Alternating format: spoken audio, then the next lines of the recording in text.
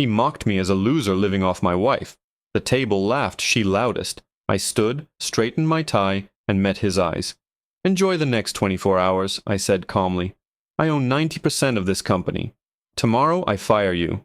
My name is Jack Morgan. I'm 52 years old, and for the past 15 years, I've let everyone believe I was nothing more than my wife's unemployed house husband. Tonight, that lie was about to end. The Waldorf Astoria ballroom glittered under crystal chandeliers the size of luxury cars. Gold light spilled across white linen tables, polished silverware that cost more than most people's monthly rent, and champagne flutes that felt too delicate to hold without breaking.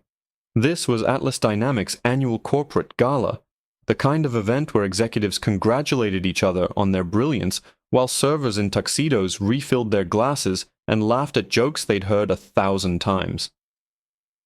My wife Emily stood across the ballroom, radiant in an emerald gown that caught every light in the room. She was in her element here, head tilted back, laughing at something Chad Wilson said.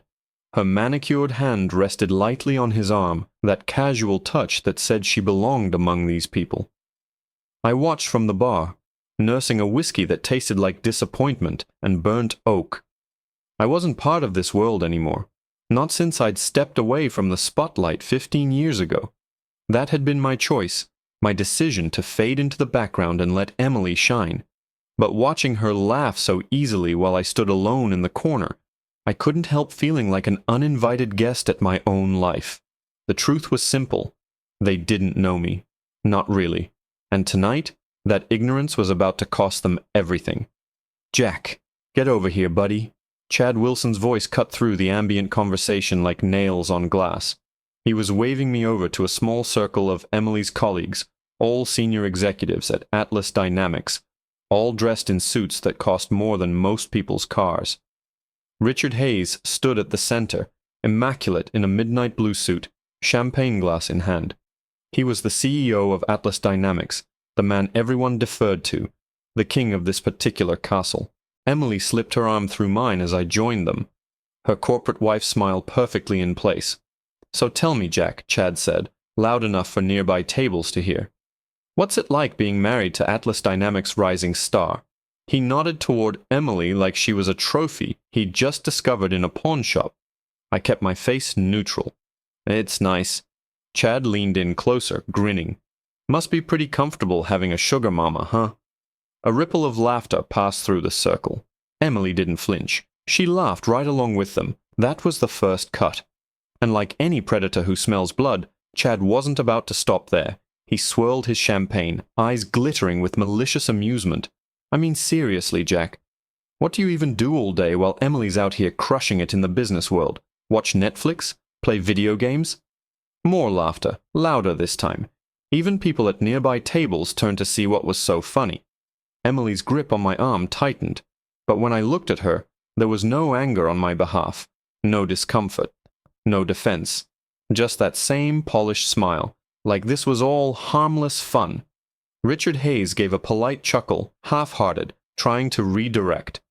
"Maybe we should—" Chad waved him off. No, I'm genuinely curious." He locked eyes with me now, predator sizing up prey. "Jack seems like a nice enough guy, but let's be real here." And then came the line. "What's it like being a loser, having your wife pay all the bills?" The laughter that followed was the loudest yet. It rolled over me in waves, crashing against whatever remained of my patience. For a heartbeat, the ballroom felt smaller, the air heavier. Their laughter echoed in my skull, each chuckle, each snicker hammering against the walls of 15 years of silence. 15 years of staying quiet. 15 years of letting them believe whatever story Emily allowed to circulate. 15 years of being treated like a +1 instead of a partner. It all came crashing down to this single, razor-sharp moment. Emily's laughter cut the deepest. Not nervous laughter, not forced. Genuine amusement, like Chad's words were a perfectly acceptable punchline. I let the noise wash over me, kept my posture loose, my expression calm. Inside something shifted. Maybe it was the whiskey. Maybe it was the years of being dismissed, underestimated, mocked. Or maybe I was just done pretending. I straightened, rolling my shoulders back.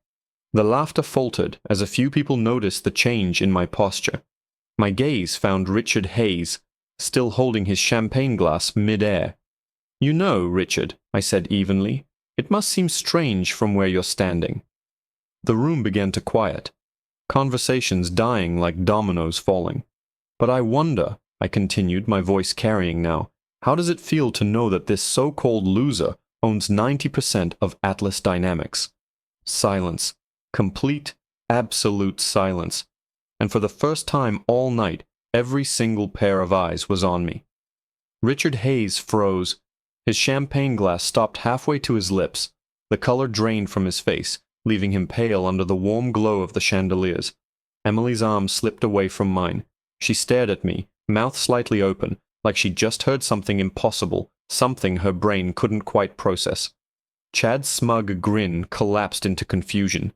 His brows knitted together as he tried to make sense of what I'd just said. "What?" Emily's voice was barely above a whisper. I let my eyes sweep over the table, over the people who'd been laughing seconds ago. Did I stutter? My tone stayed calm, but the words carried weight now. Real weight. "You remember Orion Systems?" I asked Richard, leaning in slightly. "That little tech startup that merged with Atlas Dynamics 5 years ago. The one that pulled you back from bankruptcy." Recognition flickered in his eyes, dawning horror replacing the confusion. "That was mine," I said, letting the truth hang in the air like smoke. "Still is, actually." Emily's wineglass slipped from her hand. It shattered against the marble floor with a sound that seemed louder than a gunshot. Red wine spread across the white linen like blood at a crime scene. The sound snapped the room into stunned, breathless silence. Nobody moved. Nobody spoke. They just stared. I'd said enough. I adjusted my tie, straightened my jacket, and stepped back from the table. Emily's eyes followed me, wide and unblinking, but she didn't say a word. Couldn't find the words. Richard was still rooted in place, his grip tight on his champagne glass, as if letting go would make the truth I'd just dropped any more real. Without another glance at Chad or the rest of them, I turned toward the exit. The marble floor of the ballroom amplified every step I took, each one a quiet declaration that the game had just changed. Behind me, voices rose. Richard's panicked. Emily's calling my name. Chad demanding to know if what I'd said was true. But I didn't look back. If they wanted answers, they'd have to work for them. Tonight, I was done standing in the corner, while everyone else wrote my story. It was time to start telling it myself. The moment I pushed through the ballroom doors, the noise dimmed, replaced by the soft hum of the hotel lobby. Marble gleamed under warm lights. Tourists checked in. Business travelers dragged suitcases across polished floors. I was halfway to the revolving doors when I heard it. Rapid, sharp clicks of heels on stone. Jack, wait!" Emily's voice cut through the ambient chatter. I didn't slow down. If anything, I walked faster, hands buried deep in my pockets. "Jack!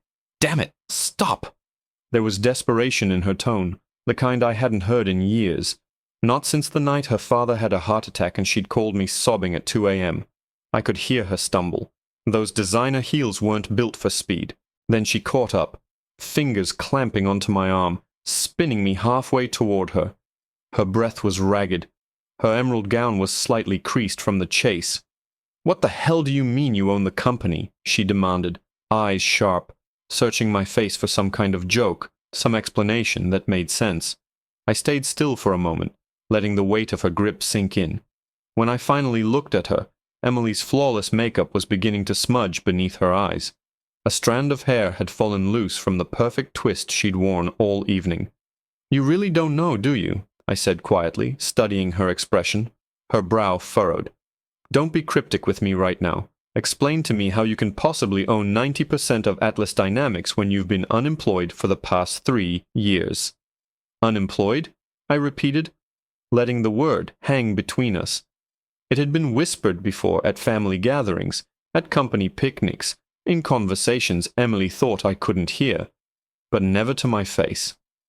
"That's what you think I've been doing?" I asked. "Sitting around while you bring home the bacon?" I gave a humorless laugh. "Well, what else would you call it?" she shot back, voice rising enough to draw glances from people passing through the lobby. I stepped closer, lowering my tone so only she could hear. I'd call it building a life that didn't need to flaunt itself, and letting you believe whatever story made you feel bigger. She crossed her arms, silk whispering with the movement. You haven't had a real job since you sold that little software company back in. That little software company, I cut in, was Orion Systems, and I didn't just sell it, Emily. I merged it with a failing tech firm called Atlas Dynamics. I paused, letting that sink in. Ring any bells? The color drained from her face. I could see the gears turning, memories resurfacing. Conversations from years ago, back when she was still a junior analyst and I was still in the game. That's impossible, she said, but her voice lacked conviction. Orion Systems wasn't some hobby project, I continued. The merger saved Atlas from bankruptcy. It was worth hundreds of millions. Her lips parted, but no words came. It is worth hundreds of millions, I corrected. Present tense, because I never sold my shares. I just stepped back from day-to-day operations and let Richard run the show while I focused on other things. She blinked at me. Other things like what? I held her gaze. Like being your husband. Like paying the bills. Like supporting your career while everyone assumed I was just along for the ride. Emily stared at me, her perfectly composed executive mask slipping. For a moment she looked less like the confident woman who commanded boardrooms and more like someone trying to reconcile two versions of the same man. All those times I introduced you as someone who used to work in tech, she murmured, almost to herself. All those dinner parties where I joked about you being retired at 45. I didn't say anything. I just let her hear her own words out loud.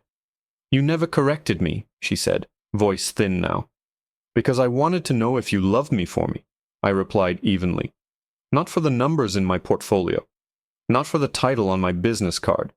Her eyes glistened, but she didn't look away. If that's true, then why tell me now? I stepped closer, voice low and steady. Because tonight you laughed, Emily. When Chad called me a loser, when they all did, and after 15 years together, you didn't defend me once. Her breath caught. She opened her mouth to speak, but for the first time in years, I turned and walked away before she could find the words. I didn't look back as I left Emily standing there in the hotel lobby, the weight of everything hanging between us like thick fog. For years I had stayed silent, content to play the role everyone expected, the supportive husband in the background, invisible yet steady. But tonight, that act was over. In the quiet of my car, I ran my hands over the steering wheel, knuckles white. The adrenaline was fading, replaced by something colder, more determined. It wasn't just about pride anymore. It was about respect. Respect I deserved. Respect I hadn't seen in 15 years. Not from her. Not from anyone at that company. I pulled out my phone and dialed Marcus, my lawyer, my advisor, the only person who knew the full truth about my holdings. Marcus, I said when he picked up. It's time. Time for what? Time to remind everyone who really runs Atlas Dynamics. There was a pause on the other end. Then, are you sure about this, Jack? Once you start pulling strings in public, there's no going back. I'm sure, I said. Draft the paperwork. I want a full financial audit of executive spending, compensation packages, conflicts of interest, everything, and schedule an emergency board meeting for this week. This is going to shake the whole company. Good, I said. It's time they learned what happens when you underestimate the wrong person.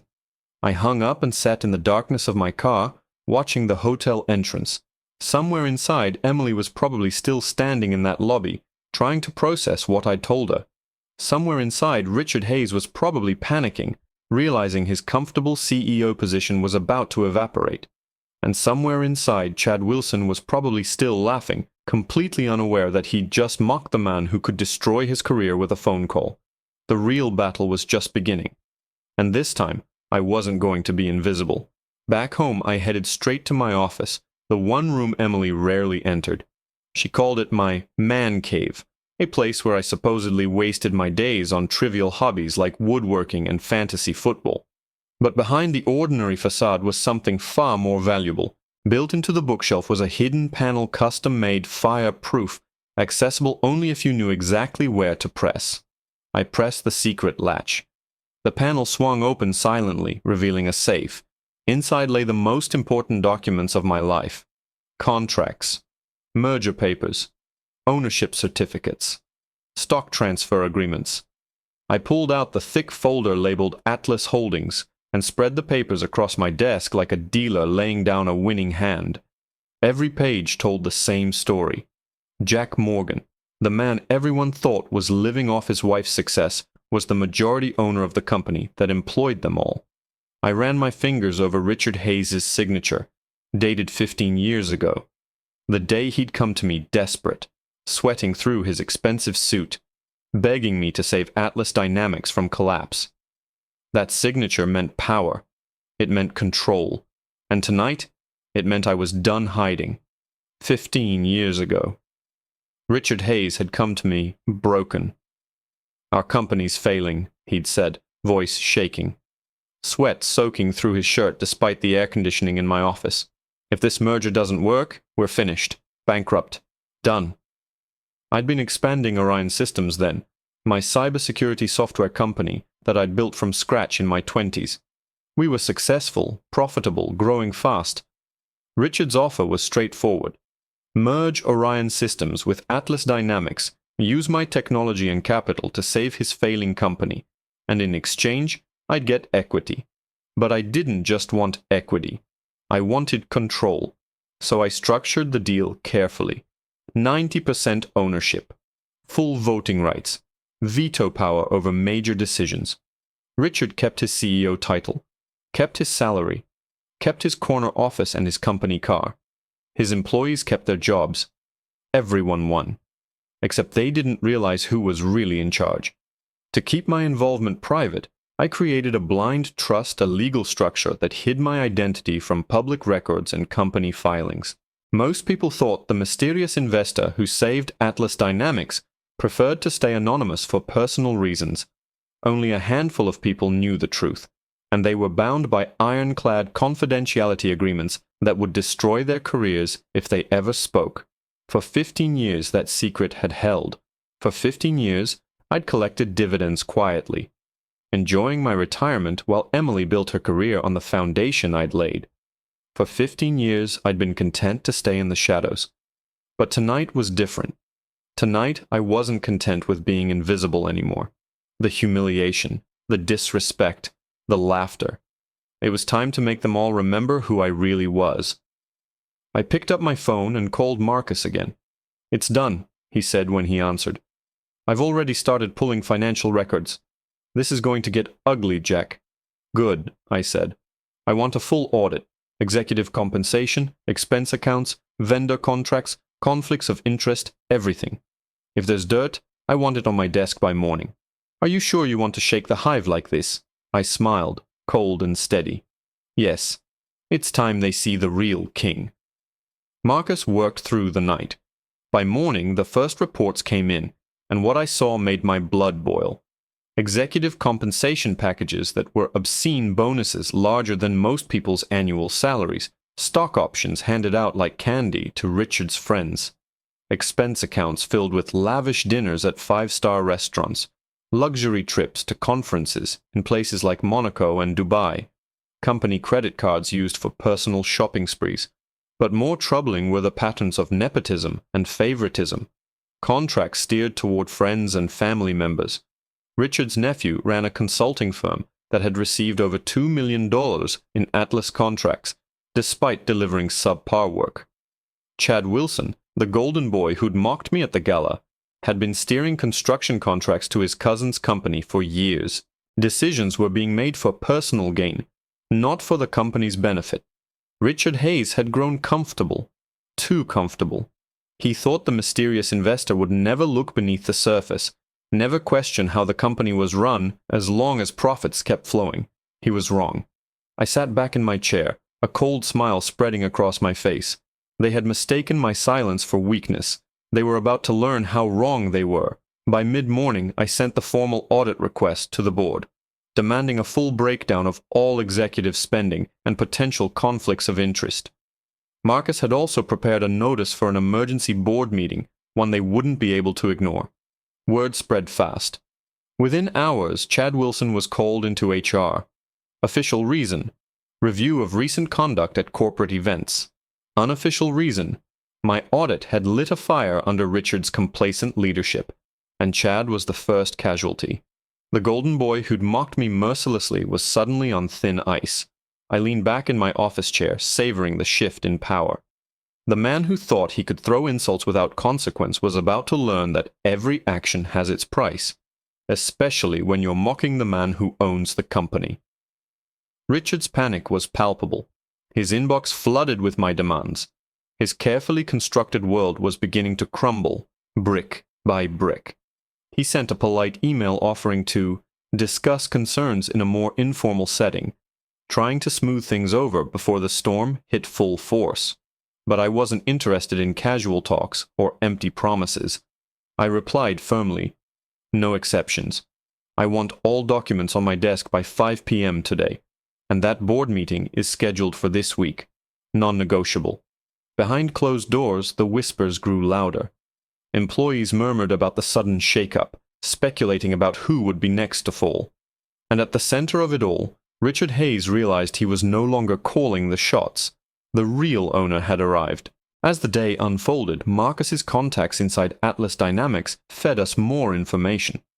Security had escorted Chad Wilson out of the building. Evidence had surfaced linking him to steering contracts toward his cousin's construction company. Nothing outright illegal, but certainly unethical enough to justify termination.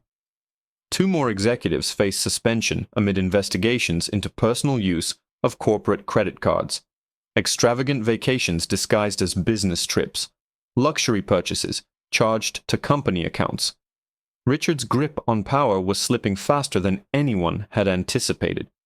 I watched the pieces fall into place with quiet satisfaction. Years of complacency and corruption exposed by a quiet man no one took seriously.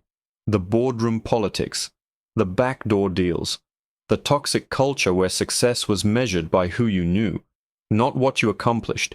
It was all unraveling, thread by thread, and I was the one pulling at the loose ends. Amid the chaos, my phone buzzed. A text from Emily. "Everything's falling apart here. Chad got fired. The whole office is freaking out. Richard looks like he's about to have a breakdown. Call me." I stared at the message for a moment, then typed back, "Typical Tuesday at Atlas Dynamics. Nothing to worry about." But we both knew better. What had started as a quiet assertion of control had turned into a full-scale upheaval. And Emily was caught right in the middle, unaware that her husband was the one pulling the strings, dismantling the empire she'd worked so hard to climb.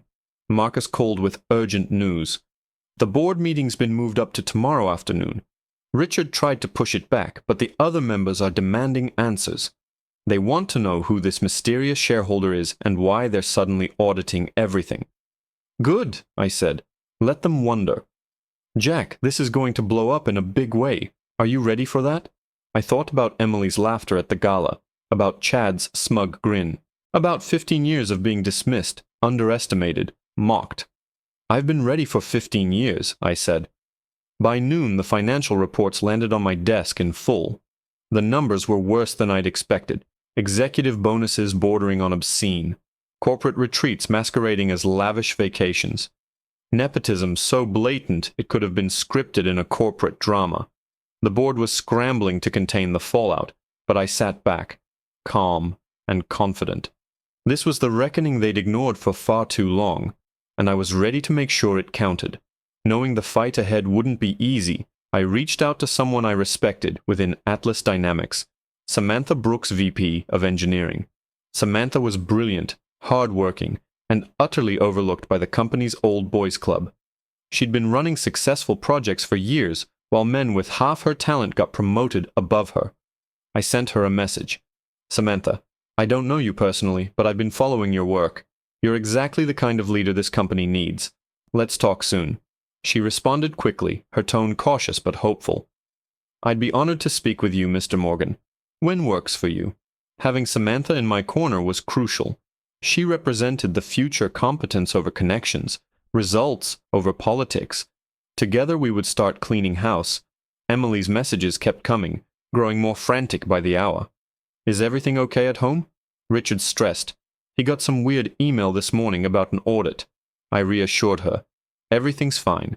Tell Richard not to worry. This will work itself out. But I knew better. Nothing was going to work itself out. The machine I'd set in motion was gathering momentum, picking up speed like a freight train with no brakes. And soon, no one at Atlas Dynamics would be able to ignore it. Emily was caught in the storm, unaware that the quiet husband she'd dismissed for years was about to take center stage. I spent the afternoon reviewing every detail I could find on Atlas Dynamics operations. What I uncovered was worse than I'd imagined. The culture I'd saved from collapse 15 years ago had rotted under years of neglect. Toxic power plays, backdoor deals, a sense of entitlement so thick it could be cut with a knife. Talented employees were leaving for better opportunities. Innovation had stalled. The company was coasting on momentum from the Orion merger, but that momentum was running out. It was time for drastic change. I opened my laptop and began drafting an email to the entire board. It was time to remind them who held the real power. I hit send, watching the message vanish into their inboxes. Tonight, everything would change. No more shadows, no more silence. I was ready to step out and take control. The next morning I dressed carefully. Charcoal gray suit, tailored sharp, the kind of power suit that commands respect the moment you walk into a room. Emily was already gone, off to her meetings, probably trying to control the damage before the board meeting. As I drove to Atlas Dynamics headquarters, the city skyline looked different, clearer, sharper, like I was seeing it through new eyes.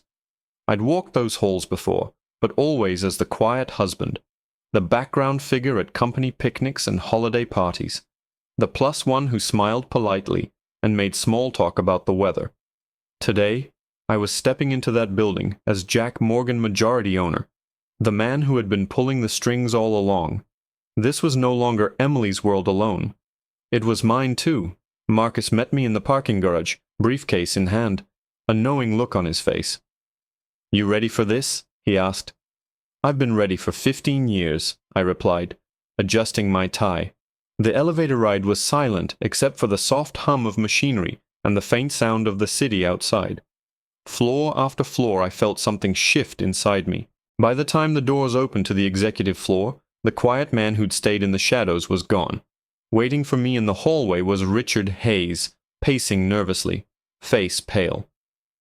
"Jack," he said, extending his hand with forced enthusiasm. "Good to see you. Listen, about this audit. This is your company," I said firmly, cutting him off. "We'll discuss it in the boardroom." He swallowed hard, but said nothing more. It was time to remind everyone who really owned Atlas Dynamics. The boardroom doors swung open, and I stepped inside. 5 board members sat around the massive mahogany table faces, a mix of confusion, annoyance, and curiosity. They'd expected a routine meeting, nothing that would disrupt their comfortable status quo. I took my seat at the head of the table, the seat Richard usually occupied. He hesitated, then sat to my left, looking smaller somehow. "Gentlemen," I said, my voice calm but carrying authority. "I'm Jack Morgan." Recognition dawned slowly, like the first light of dawn breaking over a city skyline. Patricia Hensley, the lone woman on the board, leaned forward. "Jack Morgan, as in the Jack Morgan from Orion Systems?" "The very same," I replied. The room went silent.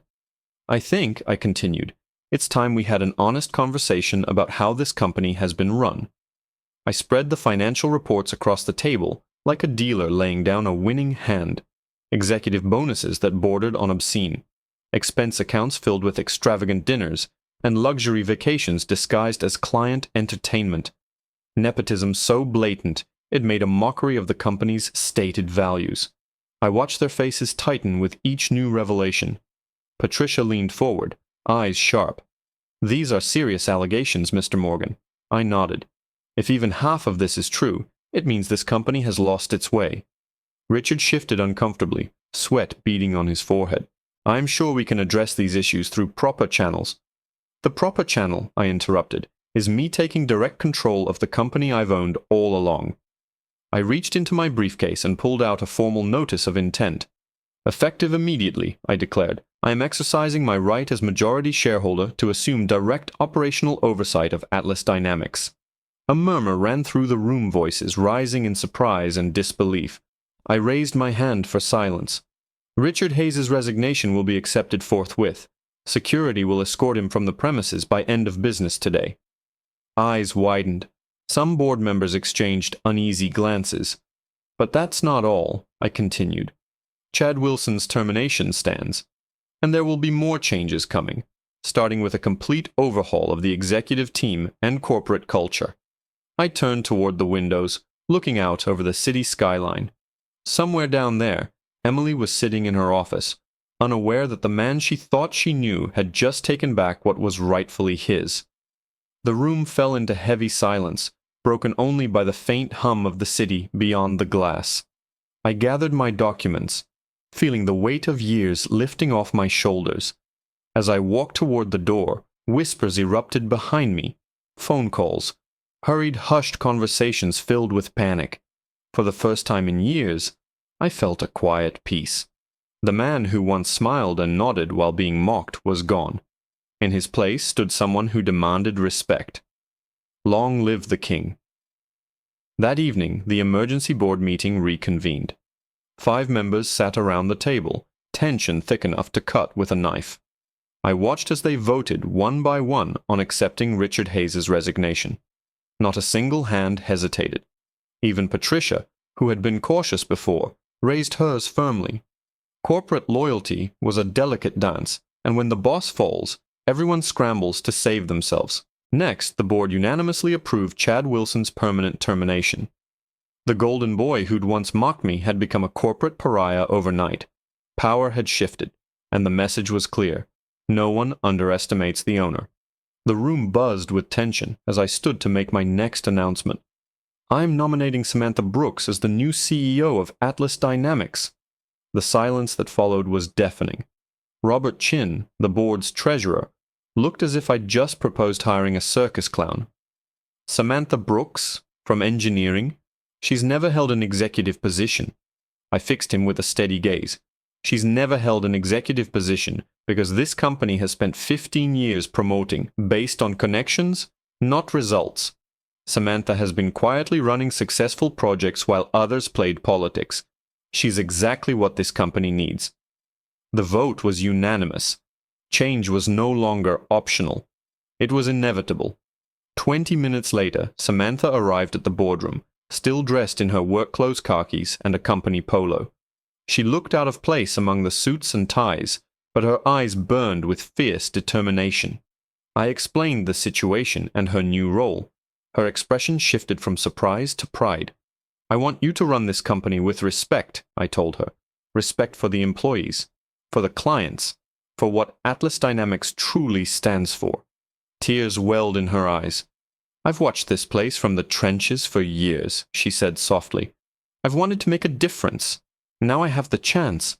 As the board members filed out, I caught sight of Emily standing in the hallway, pale and shocked. For the first time, her gaze held something new. Respect. Or maybe fear. Either way, the game had changed. I turned back to Samantha and laid out the first order of business. Review every employee's performance based on merit, not politics. I want the hardworking promoted and the dead weight removed. This company will remember what it means to earn success, not inherit it. Samantha nodded, determination shining in her eyes. I walked past Emily without a word, leaving her standing there as the reality finally sank in. The quiet husband she'd underestimated was now the man rewriting the rules. I made it 3 steps inside our front door before Emily exploded. She paced the living room like a caged animal, mascara streaked down her cheeks. "You embarrassed me," she screamed, turning to face me.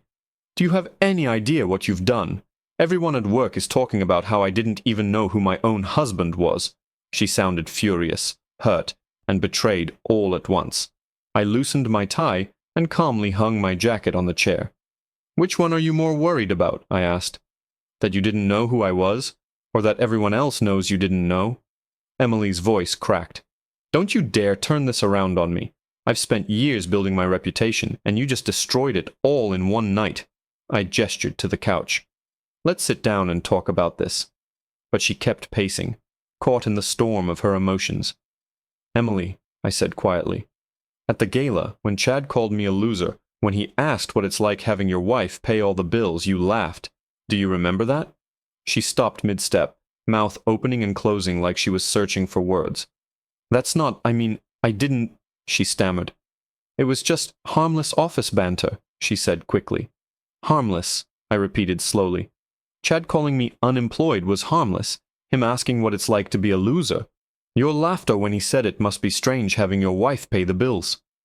She shook her head, tears welling up. I laughed because it was awkward. What was I supposed to do? 'Cause a scene at a company dinner? I looked at her, the woman I'd been married to for 15 years, caught in the painful truth. You were supposed to defend your husband, I said quietly. You were supposed to show them you knew who I really am.